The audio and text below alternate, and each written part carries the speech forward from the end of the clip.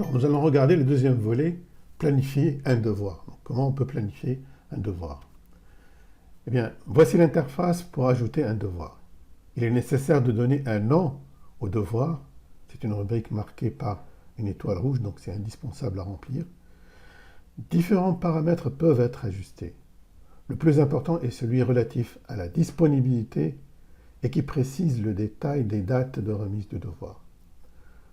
D'autres paramètres peuvent aussi être ajustés, mais dans un premier temps, vous pouvez garder les réglages par défaut aussi. Parmi les autres paramètres, on aimerait mentionner le type de remise qui offre deux choix, justement. Eh bien, une remise en ligne, et dans ce cas, le document est rédigé sur la plateforme et pourra être directement aussi corrigé sur la plateforme. La deuxième option, c'est remise en fichier. Le travail est remis sous forme de fichier qu'il faut en général télécharger et corriger sur son ordinateur, puis introduire la note manuellement.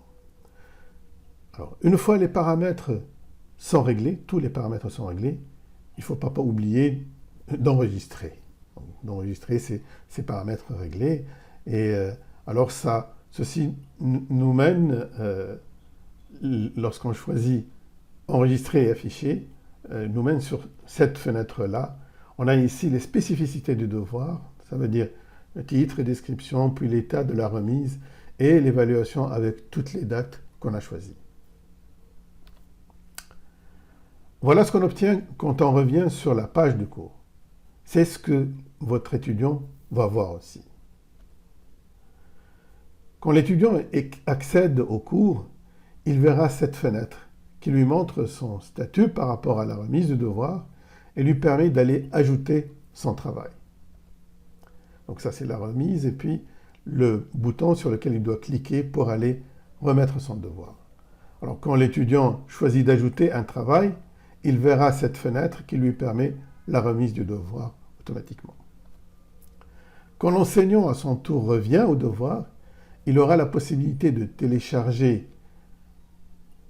tous les devoirs remis et de les noter, donc de les parcourir et de donner sa note manuellement sur la rubrique notes. Alors, on peut aussi explorer d'autres réglages. D'autres ressources peuvent mieux vous préciser cela, mais à titre d'illustration, je vous montre un peu ce qu'on peut trouver comme aperçu sur les informations pour le réglage du type de feedback avec des commentaires explicatifs. Vous trouverez plus de détails dans les ressources qu'on a.